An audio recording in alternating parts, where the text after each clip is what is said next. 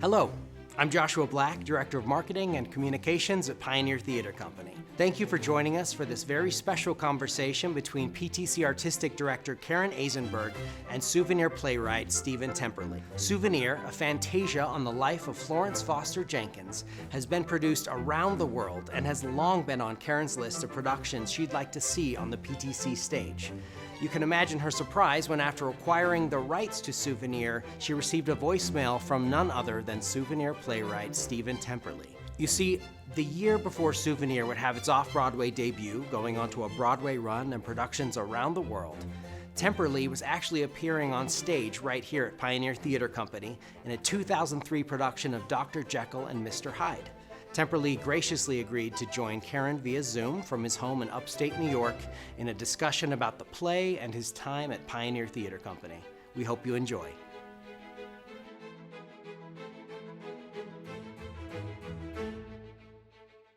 Let's start at your beginning. And can you sort of give us the quick highlights of Stephen Temperley and where you're from and how you got to acting and that journey? My father was a jazz musician. That's why I am in the States. But I went to a public school in London, an all-boys school, and my first acting role was Cordelia. And it was one of the first things that made me sort of feel like I had some possibilities in life. So my father was a jazz musician. We came here, I was 15. He wanted to work in the States. He over a long career, did very well. He ended up actually playing with the Lincoln Center Jazz Orchestra for its entire history. He was a founding member.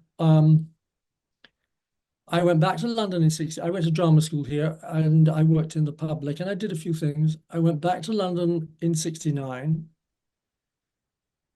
And then I came back in 77 with the man with whom I in fact shared my life. We lived together 48 years and we were able to get married and everything, so that was great. So we came back together in 77 and I've always felt like an American. My accent is a complete fraud.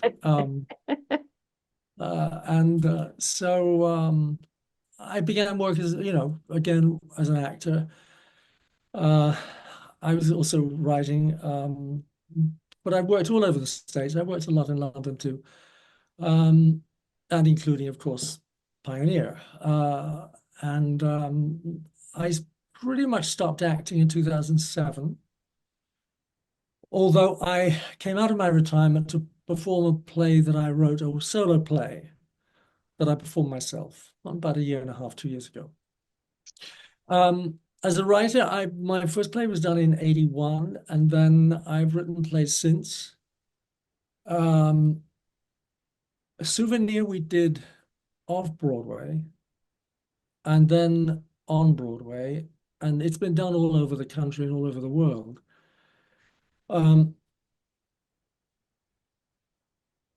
I wrote a play since then, which I translated into a novel, and I seem now to be interested in writing prose. Oh, interesting. So that's sort of where I am. So where did the genesis of writing Souvenir come from? Really, the genesis came from, in 81, we had friends dropped by on a Sunday, and the cassette tape of the record had just come out. I'd never really, I don't think, heard of Florence Foster Jenkins. And I listened to it for a couple of minutes and, like everybody does, we were all laughing. And then I thought, this is really not funny. And I started to look around and look at her biography. And of course, this is 81. The infamous concert was 42. I was able to talk to people who saw it. I knew it's a very distinguished singing teacher. I over the years, took a lot of singing lessons, music lessons. I was in musicals, and went there with my father, so music and singing meant a great deal to me. And I started looking at the Lincoln Center archives and stuff like that. I tried to write a play about her. Problem is, you see, she's either crazy or she isn't. Right. Either way, there isn't really any story. And so I would try over the years, and I wrote other things. And from time to time, Vivian said to me, "Why don't you look at the Florence Foster Jenkins story again?" And he did a play about opera singers, and Annie writes and lit it actually. Yeah. And it ends with them singing, miming the quartet from Rigoletto, which is difficult because, it's really sort of dead space in a play. It's a wonderful idea, but we were walking away from the theatre and he said, why don't you look at that Florence Foster Jenkins idea again? Just give it another. And I sat down and I thought of Cosme. I thought of someone who could be Cosme. He was a man at that time who was 77. And he was playing One for My Baby in a cabaret. And that's where the play began. See, Cosme, I mean, like the part isn't technically difficult enough. I did write it for a man who was 77, 78. So when he says, I'm 24, do that for me. It has a very different resonance. Yeah. But, let's not hold out for the impossible when the very good is there. But that's where the play began. And you see, my background growing up, I did not listen to rock and roll. I listened to a bit of American rhythm and blues and stuff. I always thought that the Beatles and the Rolling Stones were very square because of my background. And so I listened to a lot of cabaret songs, a lot of American songbook songs. I seem to be the only person who ever heard of Violets for My Furs. But it was a song that I knew first from Billie Holiday and then from Sinatra. So all these things sort of came together in this story, and with my own background of singing. And so you had already done the research about the play and you had this inherent knowledge of the musical genre. Was there other factors that then came in? A couple things. I very quickly realized that I did not want to write a biography. I don't think she's a particularly interesting person in reality. And I think the accompanist, the real person, is even less so. Mhm. I just don't. So I thought I have to be free of trying to write any kind of biography. I almost changed the names, but then I thought, well, let's get to that later. Yeah. Of course, everything one writes is autobiographical somehow. And so this is a love story. It's expressed in music. More than that, I can't really say. I guess unless I'd be lying on a chaise-longue and you were behind me making notes. But I don't know. It combines a lot of things that really interest me and make me laugh because I do write comedies and the idea of someone making the idea of someone having so little self-perception, so little real idea of themselves is something that makes me both very uncomfortable because I think of it, of course, in terms of myself. And it also makes me laugh, as we all do. At that, we all see people and we think, really, you don't have a mirror? But so that kind of tension I found very interesting. And as I say, it made me laugh. It's also what's so wonderful about about her in your portrayal is I think we all maybe have a piece of us that wishes there could be that part that doesn't care Yeah. that way and is so self-confident or so desirous that it's like, of course I'm going to do this and I'm great. I have all this wonderfulness. I mean, It doesn't occur to her that she can't do it. no. Cosme comes to really admire this Yeah. aspect of her because he doesn't have it in himself. And so by attaching himself to her, as it were, it frees him And so at Carnegie Hall, and of course this is all made up, but at Carnegie Hall, Cosme is in the position of realizing his greatest life's ambition, while at the same time it is his greatest public humiliation, which I was very happy to arrive at. I had a similar career Carnegie Hall experience in that I, at one point, did a major corporate event for Ogilvy and Mather advertising for Yeah. their holiday business meeting. And they bought out Carnegie Hall. And we did a 45-minute musical that they had written for them, but had only Ogilvy and Mather employees in it.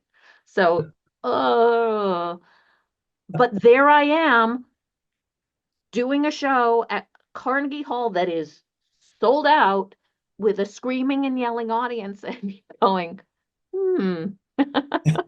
So maybe, too much information for me, but I totally got it.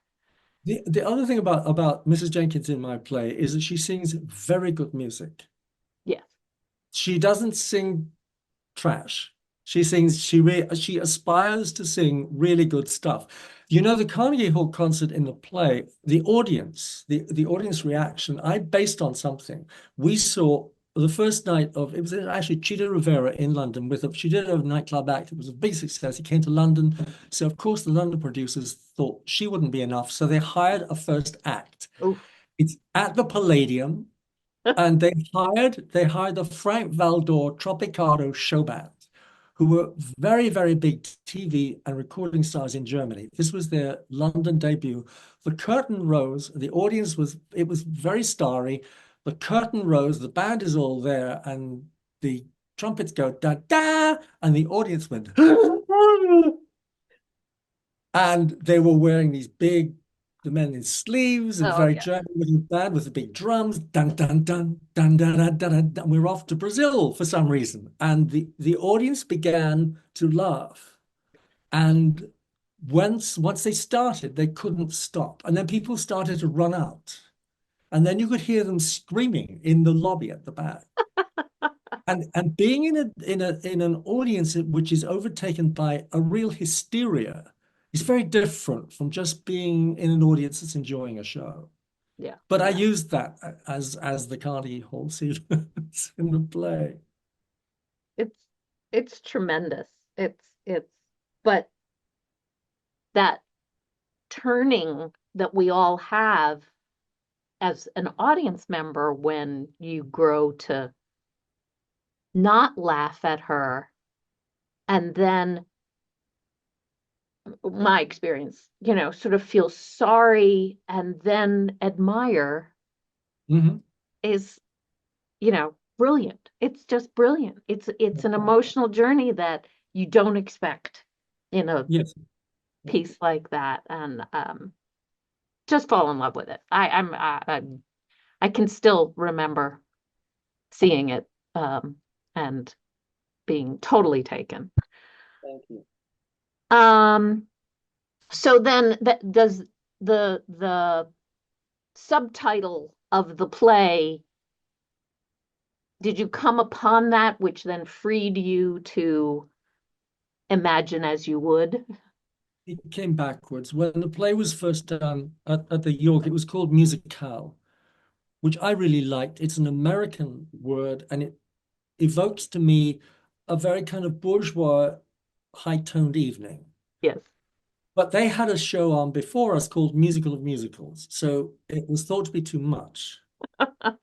So I thought of the title Souvenir, and everyone says, "Huh?"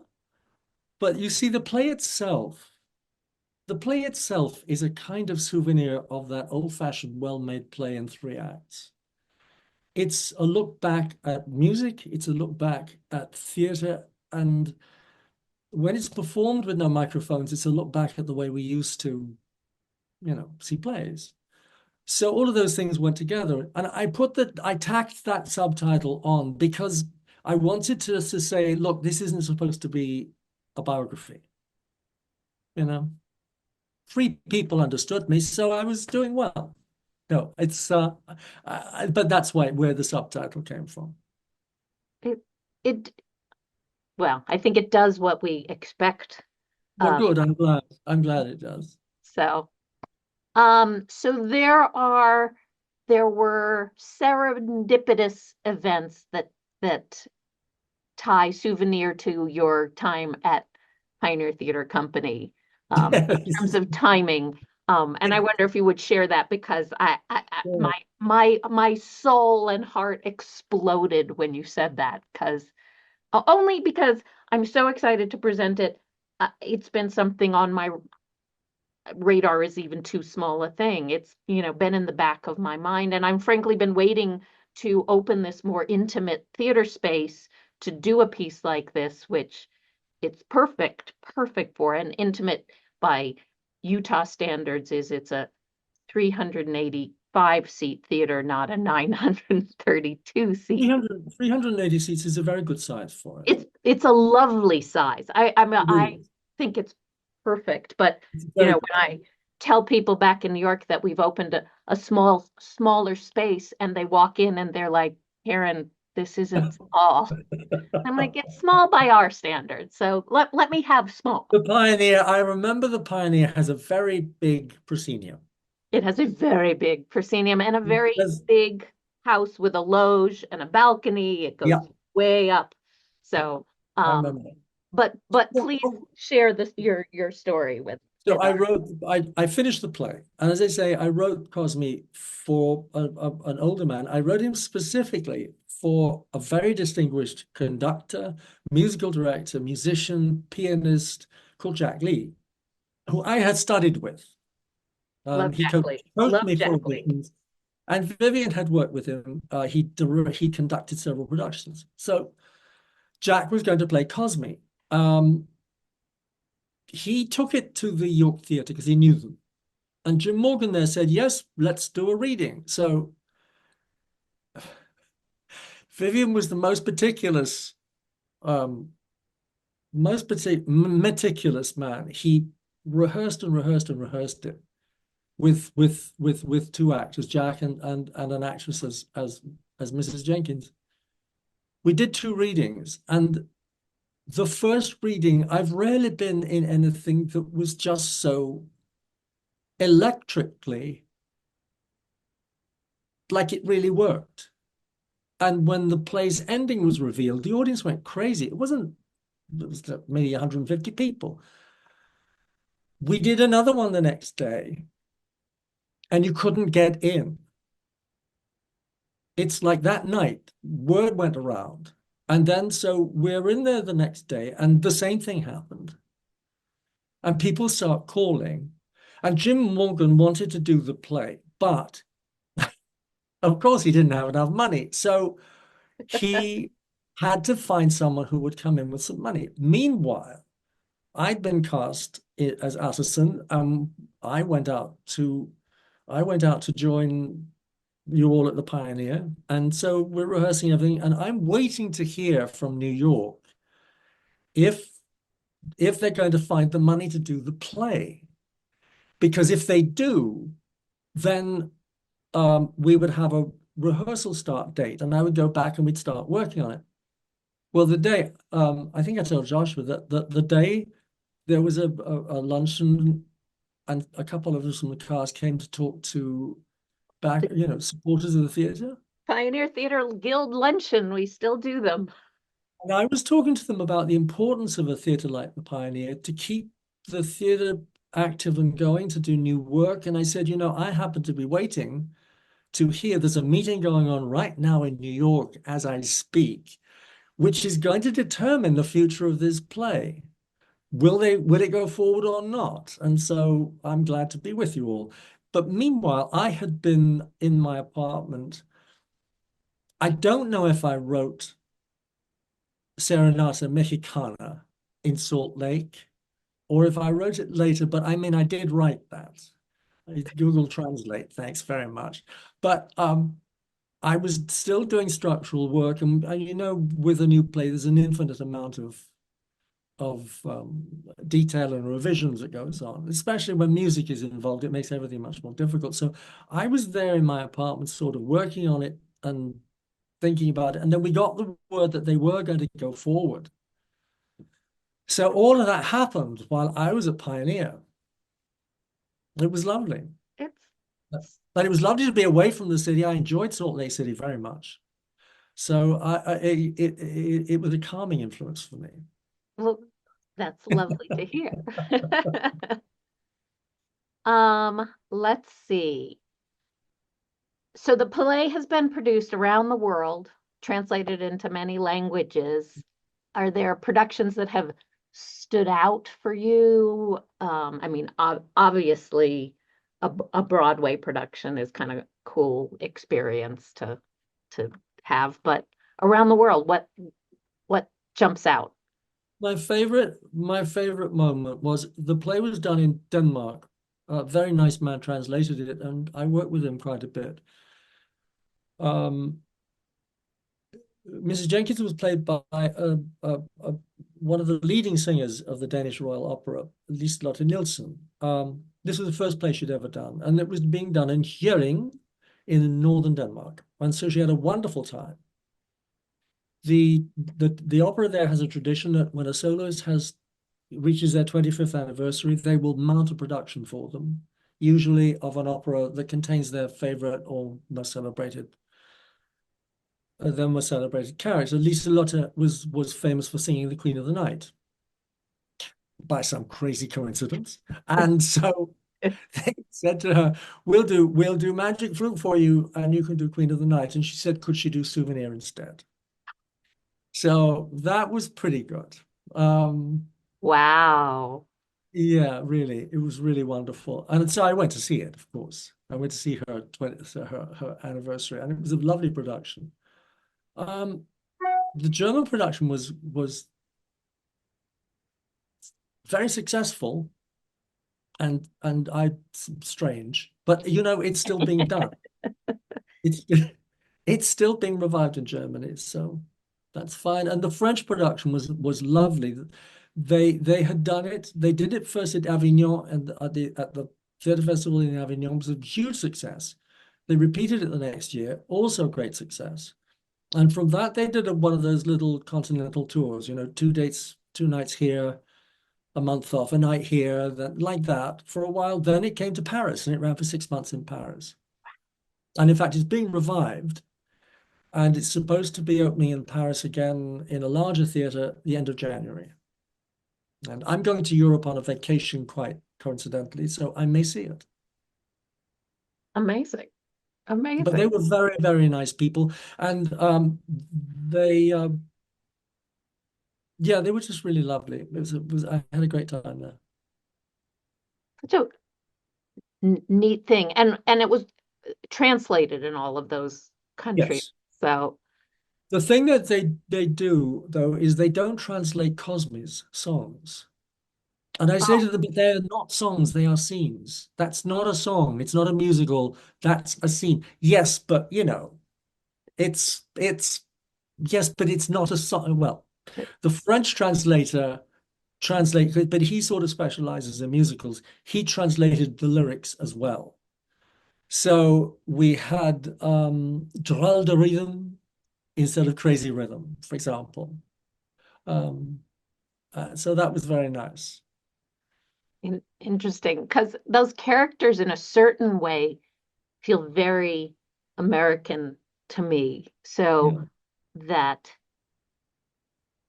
I'm just musing on how a German audience or a French audience takes that in. And They know the songs, you see, Karen. They know those songs. That's why they didn't translate them. right. And in Denmark, people speak, everyone Yes. speaks flawless English. So they felt it wasn't necessary. They did it in Vienna twice, once in English and once in German.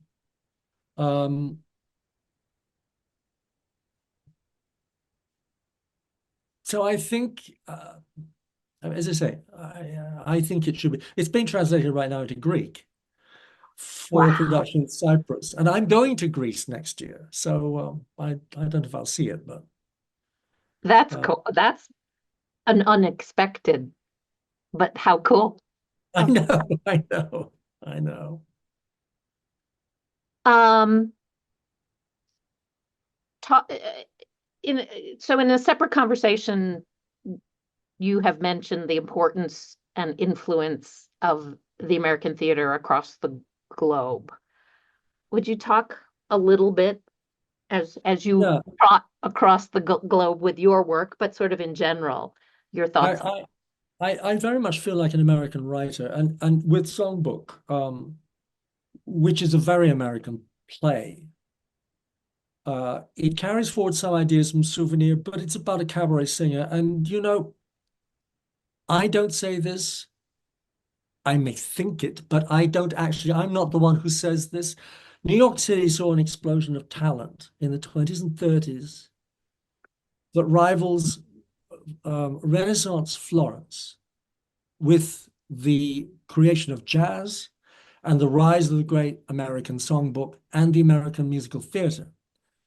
So, and I would, I was astonished. I mean, I would go places and people say, "What's on Broadway? What's next? What are the new plays? What are the new musicals?" The I saw.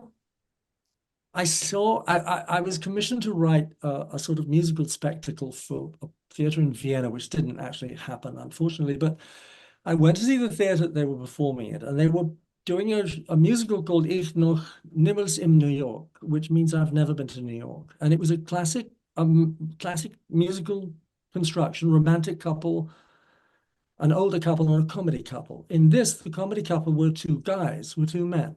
And the story was about going to New York, which was the most glamorous and exciting place in the world, to be married.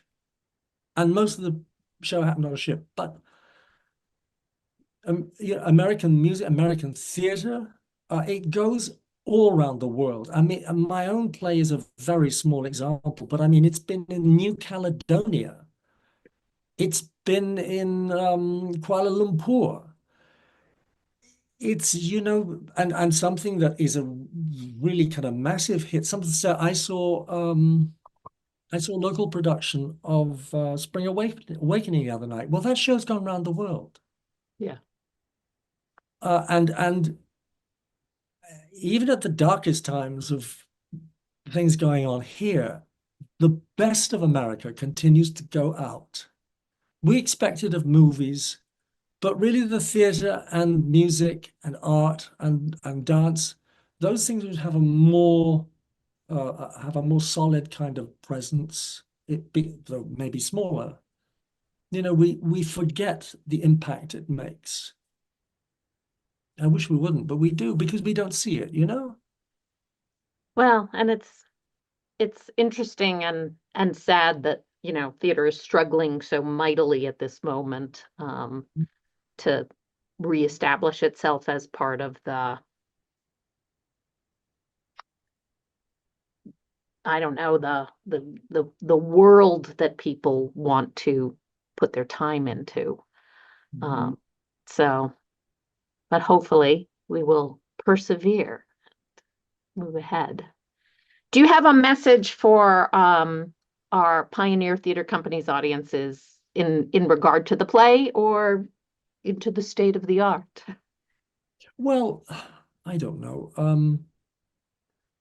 As regarding the play, I always hope that people enjoy it. It's gratifying when an audience comes out saying, walking a bit lighter. Um, I hope it might make people think a little. Um, and I hope it's touching. I mean, it's lovely when people are moved by it.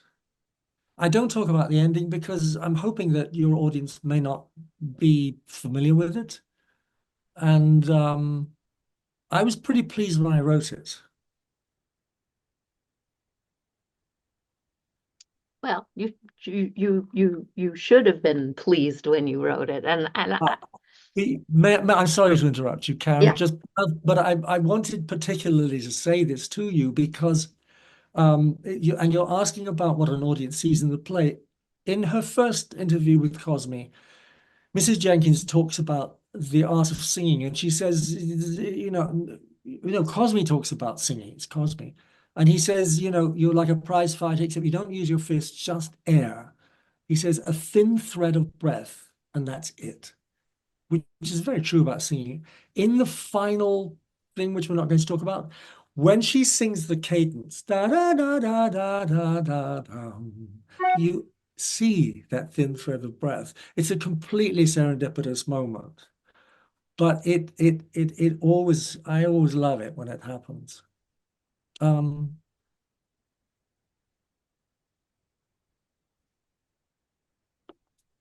I don't know. It's lovely. It's so interesting to have the opportunity, when we do brand new work, obviously we have the Playwright Right. around, but with much of the stuff that we produce, maybe there's a connection to the Playwright, and it always makes me feel, as the artistic director, as the director, that even closer step to feeling worthy of touching the work, and putting, our momentary imprint on it. It's such a delight to hear your thoughts on the piece and the journey it has gone through.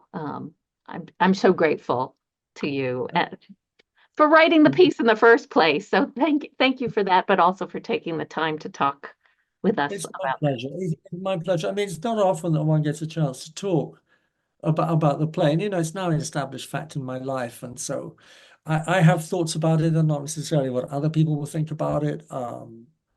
I'm not going to say things that people necessarily want to hear.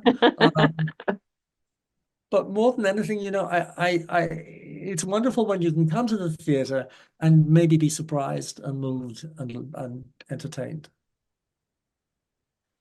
I think that was my experience when I saw it. The surprise, especially, and uh, when I work with playwrights and I read a new script, it's like, very very rarely at this point in my career does a play surprise me, because I can usually see where it's going enough in advance. But I remember sitting in the audience at Souvenir and knowing the framework and kind of going, what is this going to be? And then just being so surprised. And I love that. So thank you. Thank you. Thank you, Karen. Thank you for watching our exclusive conversation with Stephen Temperley. And don't miss Souvenir, playing December 6th through 21st at the new Meldrum Theater at the Einar Nielsen Fieldhouse. Tickets and information at pioneertheater.org.